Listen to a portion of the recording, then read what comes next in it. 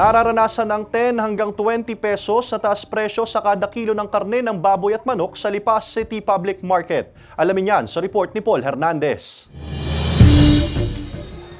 Bilang na bilang lang daw ang mga customer na bumibili ng karneng manok sa Lipas City Public Market. Ilang araw na yang napapansin ni Katrina. Merong mga nagtatanong ng presyo, may nagka-canvas din.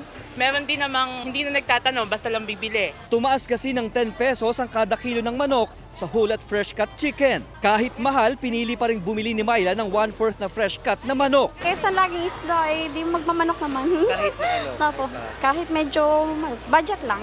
Kahit presyo sa karne ng baboy, nagmahal din ng 10 hanggang 20 piso. Kaya ang resulta, mababang kita sa mga nagtitinda. Nalipat ko sila kung saan mas mababa ang presyo. Konti yung kita. Palaisipan sa mga nagtitinda ang dahilan ng pagsipa ng presyo ng karne. Gayong may nade-deliver naman daw sa kanilang produkto ang mga supplier. Marami silang siniswelduhan. Bago kasi makarating sa amin yan, poultry, tapos howler, tapos sa amin.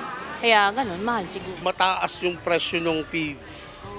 Kasi ang iba dong ginagamit natin feeds ay imported. Yung mga ingredients imported. Tumataas ang feed, siyempre magtataas yung mga farm owner natin. Ayon sa mga nagtitinda, hindi naman daw sila nagsasagad ng taas presyo dahil alam din nilang talo sila kung hindi mabibili ang produkto. Kasama si Kel Ravaca, Paul Hernandez, Balitang Southern Tagalog.